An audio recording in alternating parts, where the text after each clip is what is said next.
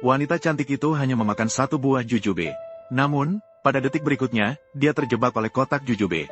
Tenggorokannya tidak bisa bernapas. Orang-orang di sekitarnya melihat kejadian ini dan panik tidak tahu harus berbuat apa.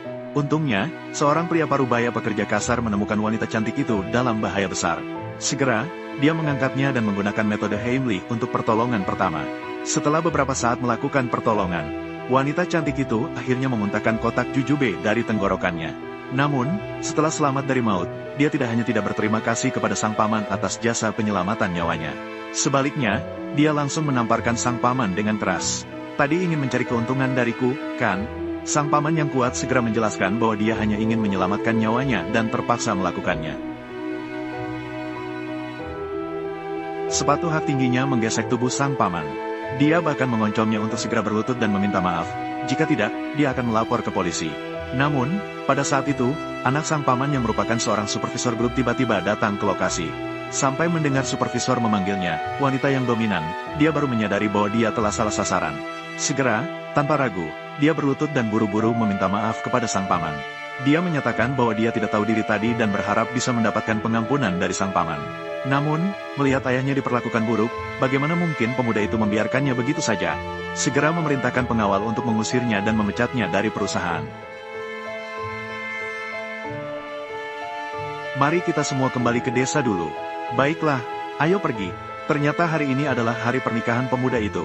Namun, ketika dia melihat kerabatnya pergi satu persatu, dia langsung berlutut. Ternyata dia akan menikah tetapi tidak memberitahu ayahnya sebelumnya. Hanya karena standar dari pihak perempuan sangat tinggi. Takut ayahnya yang seorang buruh tani akan diremehkan dan diejek jika muncul. Sampai pria parubaya itu bingung mengangkat putranya. Anak laki-laki itu akhirnya mengaku bahwa dia telah menjadi menantu laki-laki yang tinggal di rumah keluarga istri. Hanya masalah sebesar ini. Kenapa kamu tidak memberitahu ayah? Di satu sisi, saya benar-benar ingin menikah dengan Qin Rou. Di sisi lain, Jiang Yang, apa sebenarnya yang kamu bicarakan? Apakah kamu masih ingin menikah? Melihat calon istrinya mendesak, pemuda itu segera memberikan kontrak kepada ayahnya. Dan dengan sabar serta penuh nasihat, dia menyarankan ayahnya untuk segera pulang. Jangan ikut-ikutan mempermalukan diri. Namun, dia tidak tahu bahwa identitas ayahnya sebenarnya tidak sederhana. Terlihat pria parubaya itu mengeluarkan ponsel.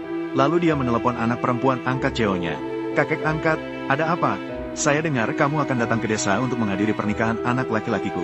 Ternyata itu adalah anak Anda. Tolong siapkan mahar untuk anak laki-lakiku. Baiklah, saya akan segera melakukannya. Mendengar bahwa anak kakek angkat akan segera menikah, CEO segera memutuskan untuk menyiapkan hadiah besar. Dia terlihat datang bersama asistennya, mengakuisisi seluruh emas di kota hingga bersih, hanya untuk membuat kakek angkat tidak akan kehilangan muka di depan keluarga besan di masa depan. Namun, di sisi lain, paman bersikeras untuk tinggal dan memberikan mahar kepada anaknya. Sementara penampilannya seperti buruh tani, namun membuat keluarga besan sangat meremehkannya. Mengetahui bahwa keluarga di selatan hidup dalam kemiskinan, masih meminta mahar 3 juta dengan sangat berani. Namun paman langsung setuju tanpa ragu. Namun, anak laki-laki itu mengira ayahnya gila setelah mendengar itu. Paman melihat situasi dan ingin mengungkapkan statusnya sebagai orang kaya. Bisakah kamu beristirahat di samping? Qiang Ruo, bicaralah dengan bibisan. Saya tidak menyiapkan mahar untuk ini. Jiang Yang, apa yang dikatakan ibuku juga tidak salah. Dan segera Tuan Chu juga akan datang. Anda tidak bisa membiarkan orang lain melihat saya sebagai bahan tertawaan, kan? Ayahmu telah bekerja seumur hidup. Pasti ada tabungan. Biarkan dia membantumu. Bagaimana? Satu kesalahan. Tidak ada gunanya memberikan mahar lagi. Meskipun ini adalah pernikahan dengan pihak perempuan. Tapi pihak perempuan sudah memberikan begitu banyak. Setidaknya harus mengeluarkan puluhan ribu. Maksudnya itu apa? Dengar tidak? Tidak mampu membayar mahar. Tanda tangani ini. Setelah kamu masuk ke keluarga Lin kami, kamu harus belanja, memasak, dan mencuci pakaian. Jika nanti punya anak, harus bernama Lin. Dan juga, pada saat tahun baru atau hari besar, tidak boleh pulang. Bantu saya melayani tamu dengan baik. Betul. Hanya dengan cara ini kamu bisa memisahkan diri dari keluarga asalmu. Jika tidak, biarkan orang lain tahu. Kakak perempuanku menikah dengan seorang pemuda miskin dari desa. Itu pasti akan memalukan. Ini benar-benar harus ditandatangani. Jiang Feng, kamu telah membesarkan anak laki-laki selama lebih dari 20 tahun. Jadi sia-sia, tapi tidak bisa begitu. Dia sangat kaya. Meskipun anak laki-laki itu masuk ke keluarga sebagai pelayan, itu masih lebih baik daripada bertani. Jika saya, Lebih baik bertani seumur hidup. Anakmu ini, Lao Jiang, benar-benar memalukan nenek moyang. Xiao Liang, pikirkan baik-baik. Ayahmu telah membesarkanmu sampai sebesar ini. Itu juga tidak mudah. Bibi Zhang, apakah kamu yakin jika saya menandatangani ini, keluarga tidak perlu mencarikan saya pasangan? Ayahku tidak perlu mengeluarkan uang sama sekali, kan? Xiao Liang. Bibi Zhang, saya punya permintaan tambahan, yaitu setiap tahun, bisa membiarkan saya pulang untuk melihat mereka. Lagi pula, mereka sudah tua. Tidak bisa, kamu sudah masuk ke keluarga kami. Harus memberikan mahar. Saya benar-benar tidak bisa memberikan mahar ini. Jika begitu, kamu tidak boleh pulang. Bukankah istrimu sangat mampu? Biarkan dia yang memberikan mahar. Siapa bilang saya tidak menyiapkan mahar untuk anak saya? Xiao Liang, ayah hanya ingin bertanya satu hal padamu. Selain karena aku dan nenek, apakah kamu benar-benar menyukai gadis itu? Dengan tulus? Suka. Jika kamu suka mengenai kejadian hari ini, ayah akan membantumu menyelesaikannya. Ayahmu yang seorang buruh tani, benar-benar ingin memberikan mahar untuk anakmu, ya? Apakah kamu bisa mengeluarkannya? Sebelumnya saja biaya turun mobil tidak kamu keluarkan. Sekarang jika kamu menyebutkan mahar, Jia Yao, apakah orang desa seperti kalian suka sekali membual? Baiklah, jika kamu sangat ingin memberikannya, berikan 3 juta dari keluarga kami. Kamu tidak bisa kurang dari jumlah itu. Tenang saja, meskipun menurut aturan keluarga Jiang kami, maharmu, bahkan untuk masuk pun sudah sangat sulit.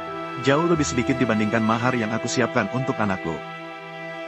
Hanya cukup-cukup saja, tapi karena kedua orang muda ini saling menyukai, sebagai seorang penatua, aku akan tetap memberimu hadiah.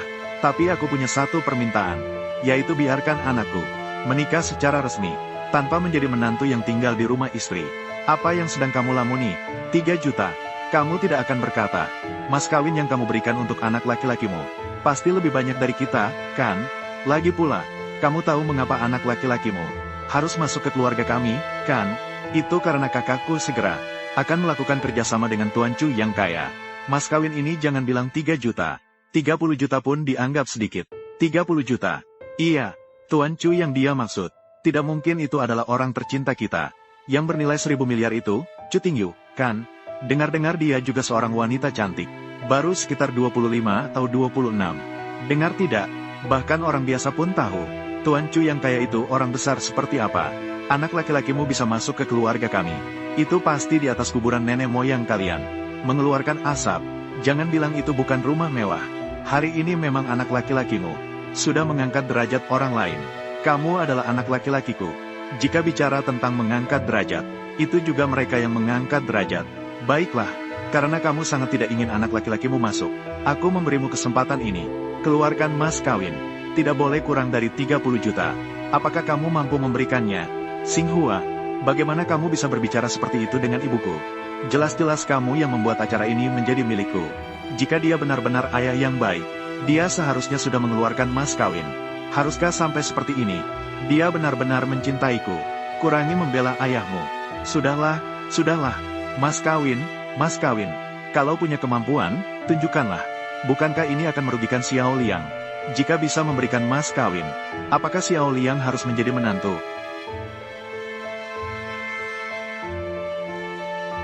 Mas kawin sudah tiba. Khusus untuk keluarga Lin, mengirimkan 1 ton emas, 3 villa di Taman Sungai Jiang, 1 yacht mewah, 4 perusahaan perjudian, melambangkan sehidup semati. Apa? Mas kawin ini adalah kirimanmu. Ayah tahu kamu ingin berbakti kepada kami. Tapi bagaimanapun juga, aku adalah ayahmu. Hanya 50. Masih bisa bekerja. Kedepannya, ya, tidak perlu kamu, anak kecil ini, yang mengurus. Jika ada sesuatu, silakan katakan kepada ayah. Jingru, apakah kita benar-benar salah paham dengan orang itu? Segera berbaiklah kepada calon mertuamu. Ini tidak benar. Jika ayah Jiang yang benar-benar kaya, seharusnya sudah memberitahuku sejak lama. Benar, kan? Ibu Kak, kalian pikirkan baik-baik. Dia seorang buruh tani. Bagaimana mungkin dia bisa mengirimkan begitu banyak barang bagus? Kalian lihat bagaimana dia berpakaian. Lihat lagi Jiang Yang. Dan lihat sikap kerabat terhadapnya. Apakah dia bisa sesopan itu? Jingru, Tuan Chu, apakah dia tahu kamu menikah hari ini? Saya sudah berbicara dengan sekretarisnya. Katanya akan datang hari ini. Bu, maksudmu adalah, hadiah ini dari Tuan Chu. Segera tunggu sebentar untuk memastikan. Sekretaris Huang, saya ingin bertanya, apakah Tuan Chu datang hari ini, mengirim hadiah ke sini? Benar, CEO kami akan tiba sebentar lagi. Kalau begitu, saya akan menangani beberapa urusan dulu. Menunggu kedatangan Tuan Chu. Baik, saya masih dalam perjalanan. Saya tutup dulu. Baik, anak laki-laki. Sekarang mahar sudah lama tertunda. Sudah bisa menikah dengan percaya diri, kan? Jingru, Tante Zhang, kita bisa melanjutkan pernikahan, kan? Saya sudah memberikan mahar ini. Kenapa kalian masih memukul anak saya? Semua bilang kamu jelas bukan hanya miskin, tapi juga suka berpura-pura hebat. Hari ini saya benar-benar terkejut. Tidak baik. Bahkan hadiah dari Tuan Chu. Kamu berani mengklaimnya. Jiang Yang, jika orang tuamu seperti ini menjadi bibiku, maka pernikahan dibatalkan. Keluarga Xie, gadis kecil, kalian salah paham. Orang terkaya di Chu memang adalah anak perempuan angkat saya. Jika kalian tidak percaya, saya meneleponnya sekarang. Biarkan dia menjelaskan kepada kalian. Tidak baik. Halo, ayah angkat. Kamu benar-benar tidak tahu malu. Mengklaim hadiah sudah cukup. Bahkan bilang bahwa Wakil Sen adalah anak perempuan angkatmu. Ayah baptis, siapa yang sedang berbicara denganmu? Sungguh tidak menghormati kamu. Anak laki-laki, dengarkan kata ayah. Keluarga mereka terlalu materialistis. Pacar kamu yang ini terlalu licik, tidak cocok untukmu. Kita kembalikan mahar. Pak, kamu ngapain? Mahar ini saya dapatkan dengan susah payah. Diperjuangkan olehmu dan nenek. Kamu lihat, Tuan Chu yang kaya ini juga mengirimkan hadiah untuk mereka. Dia mengantarkannya sendiri. Tuan Chu ini sangat menghargai mereka. Kamu bekerja sama dengan mereka. Nanti bisnis juga bisa bekerja sama, Bu. Anak bodoh ini. King He, Bu ini, kamu tidak perlu menjelaskan padaku. Bukankah kamu tidak ingin mengejarku? Kalau begitu, tanda tangani. Batalkan pertunangan. Jangan bilang keluarga kita sadar. Harus disalahkan. Yayah miskin ini telah merugikanmu.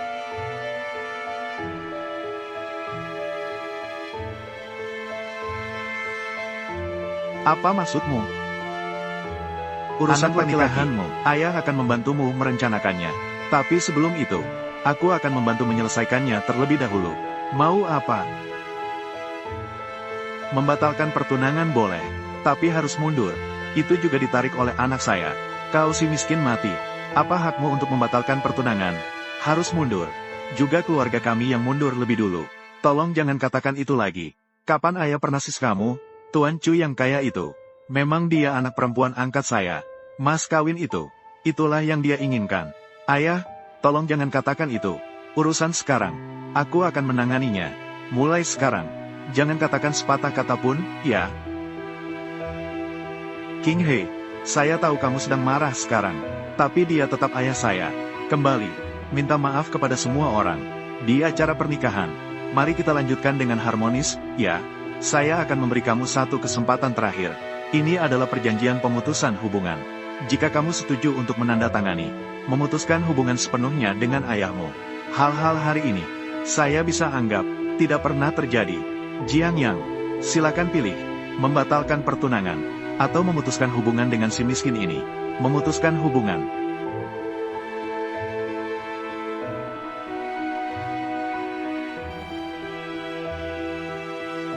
Apa yang salah denganmu, Tuan Chu? Orang-orang ini benar-benar melangkah besar. Mudah membuat bingung.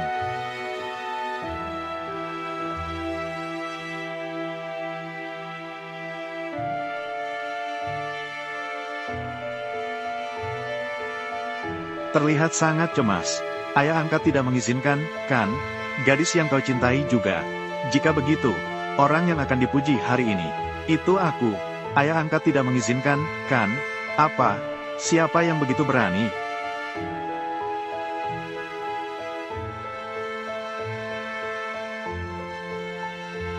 Naik mobil. King He, saya tahu kamu sedang marah sekarang. Tapi itu adalah ayah saya. Mari kita tidak membahas ini. Setelah ini, saya pasti akan patuh padamu. Jiang Yang, apakah kamu bisa menjelaskan? King Dia, Kamu dari keluarga petani. Memohon agar saya menjadi menantu. Aku tidak pernah meremehkanmu. Kenapa kamu begitu enggan? Ayahmu yang dari desa ini. Kalau begitu, jalani hidupmu bersamanya. Jangan menggangguku. Ayahku tidak mudah membesarkan King Dia. Saya tidak mudah. Kalau begitu, batalkan pertunangan. Hari bahagia. Anakku tidak bisa berbicara. Saya mewakili dia. Untuk kalian berdua. Meminta maaf. Ayah. Kau ayah si Alan. Apakah kamu tahu, anakmu berbicara seperti ini, telah membuat kami menderita. Yang tersinggung adalah bibiku. Juga merusak urusan bisnis kami. Apakah kamu bisa membayar uang ini? Masih meminta maaf. Apakah kamu layak? Kau berani memukulku. Pernikahan ini bisa dibatalkan. Tapi kau harus minta maaf kepada ibuku. Jiang Yang, inilah mengapa orang seperti kamu tidak bisa diganti. Aku akan memberimu satu kesempatan terakhir. Apakah kau ingin membatalkan pertunangan? Atau memutuskan hubungan dengan ayahmu?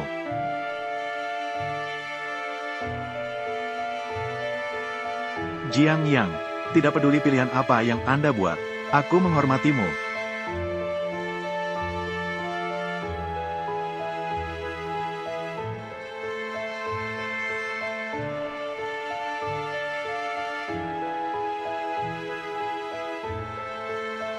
Itu lebih baik. Jangan buat aku kecewa lagi. Maaf.